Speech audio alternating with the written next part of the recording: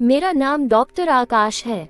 मैं 32 साल का हूँ और लखनऊ से हूँ। यहाँ लखनऊ में मैं और मेरी वाइफ ही रहते हैं। मेरी वाइफ की उम्र 30 साल की है। मेरी वाइफ देखने में बहुत खूबसूरत है। हमारी शादी को 3 साल हो चुके हैं। हम दोनों लगभग रोजाना ही वो सब करते हैं कि तू कभी वाइफ की बहन के साथ मौका मिलेगा, कभी सोचा नहीं था। कुछ महीने पहले की बात है। मेरी वाइफ की बड़ी बहन ममता छुट्टियों में हमारे साथ रहने के लिए मेरे घर लखनऊ आई थी।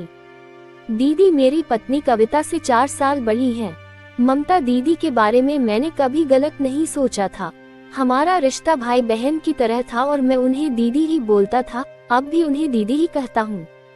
बस हमारे बीच थोड़ा बहुत हंसी मजाक हो जाता था, पर अब तो सब कुछ खुल्लम खुल्ला होने लगा है। उस दिन मैं रात 9 बजे क्लिनिक से काम खत्म करके घर आया तो नौकरानी ने दरवाजा खोला। मैंने उससे पूछा, मैडम कहाँ हैं? उसने जवाब दिया, सर वे ऊपर नहा रही हैं। मैं सीधा ऊपर आया, कपड़े चेंज किए और उसके बाथरूम से निकलने का इंतजार करने लगा। बाथरूम से पानी टपकने की आवाज आ रही थी। करीब 10 मिनट बाद आवाज बंद हुई तो मैंने सोचा कि वाइफ को सरप्राइज देता हूँ। मैं बाथरूम के दरवाजे के बाजू में छुपकर खड़ा हो गया। जैसे ही वह बाथरूम से बाहर निकली, मैंने उसे वह से पकड़ लिया। ये सब इतना जल्दी हुआ कि वो कुछ समझ ही नहीं पाई।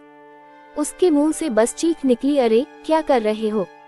आवाज सुनकर मैं भी एकदम सन रह गया कि अरे ये तो वाइफ नहीं है, ये तो ममता दीदी है। ये कब आई? मैं शर्मा कर झेपता हुआ बोला, सॉरी दीदी, आप वो। मैं समझा कि कविता है।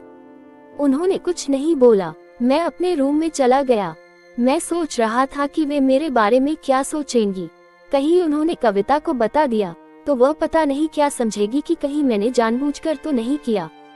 वहीं दूसरी तरफ मेरी आंखों में ममता दीदी नाच रही थी। मुझे कुछ समझ नहीं आ रहा था। खैर, रात को सबने साथ खाना खाया। मैं उनसे नजरें नहीं मिला पा रहा था, फिर भी हम तीनों बातें कर रहे थे। 2 दिन ऐसे ही बीत गए। तीसरे दिन रात को 11-12 बजे मैं और बीवी दोनों वो सब कर रहे थे, लेकिन मेरे दिमाग में ममता दीदी घूम रही थी।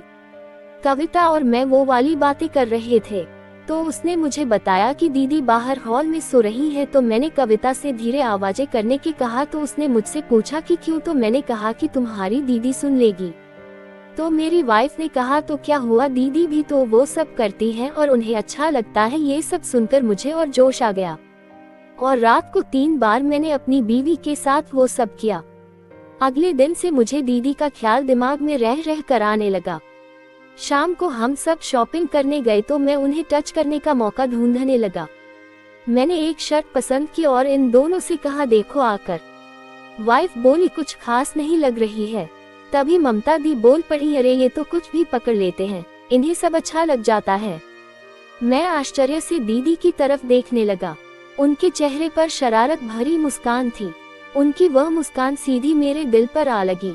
वापस आने लगे तो रास्ते में दीदी बोली, कुछ बियर शेयर नहीं पिलाओगे? मैंने कहा, क्यों नहीं, मैं और वाइफ कभी कभी बियर पी लेते हैं, लेकिन दीदी के साथ कभी नहीं पी थी। मैंने 6 बियर ले ली और घर आ गए। हम तीनों साथ बैठकर पी रहे थे और हंसी मजाक चल रहा था। बीवी मेरी बगल में बैठी थी और ममता दीदी मेरे सामने। यूं कहो कि 2 लड़कियां मेरे पास बैठी थीं। तभी वाइफ खाने के लिए कुछ लेने गई तो दीदी बोली, सिगरेट नहीं है क्या? मैंने कहा है तो, लेकिन यहाँ कविता पीने नहीं देगी, ऊपर चलो। ममता दीदी ने कविता को आवाज लगाकर कहा, हम लोग अभी आए, 10 मिनट में ऊपर जा रहे हैं। ऊपर आकर दोनों ने सिगरेट सुलगाए और सामान्य बातें करने लगे। अब तक मेरी झेप खत्म हो चुकी थी तो हम दोनों सहज होकर बातें कर रहे थे। उन्होंने पूछा, एक बात बताओ, उस दिन जो हुआ वह एक्सीडेंट ही था ना? आपका कोई प्री प्लान तो नहीं था? मैंने कहा, अरे दीदी आप भी, मुझे कैसे पता लगता कि आप आए हो, वह तो बस ऐसे ही हो गया था। उन्होंने हम करते हुए सिर हिलाया। कुछ सेकंड का पॉज लिया, फिर बोली, तो क्या रोज ऐसे करते हो कविता के साथ? मैं थोड़ा शर्माया, फिर हंसकर बोला, अरे नहीं, रोज नहीं, लेकिन अक्सर उसको छेड़ता रहता हूँ। वह बोली, अच्छी बात है, ऐसे होना भी चाहिए, तुम दोनों को देखकर बहुत अच्छा लगता है। तभी वाइफ भी ऊपर स्नैक्स लेकर आ गई। अच्छा, तो सुट्टा लगाया जा रहा है तुम लोगों का? मैंने कहा, तुम पीती नहीं हो तो पार्टनर तो ढूंढना पड़ेगा ना। हम तीनों हंसने लगे। दूसरी बियर भी खत्म होने वाली थी। हम तीनों ही मस्त हो गए थे। रात भी काफी हो गई थी। अभी तक छत पर ही खुले आसमान के नीचे बैठे थे। तभी वाइफ बोली चलो दी, खाना खाकर सोते हैं। ममता दीदी बोली खाना यही ले आ, देख कितना अच्छा लग रहा है यहाँ, और वैसे भी आज मुझे ऊपर ही सोना है। मैंने कहा यहाँ आप अकेली सोओगी? वे बोली तुम लोग यार बहुत शोर करते हो, सोने ही नहीं देते हो। कल मैं 3 बजे सो पाई थी। वाइफ बोली अच्छा, हम लोग ज्यादा हल्ला करते हैं और आप दोनों लोग जब घर आए थे तो पूरा घर उठ जाता था, इतना शोर करती थी और पता नहीं क्या क्या। वैसे आज हम लोग करेंगे भी नहीं। मैंने कहा दीदी यह सच है क्या? तो वे बोली इसे ज्यादा पता होगा, सुनती होगी ना कान लगाकर, उसी से तो सीखा होगा। हम दोनों हंसने लगे। दीदी बोली वैसे कविता तेरा शोर कुछ ज्यादा ही तेज था।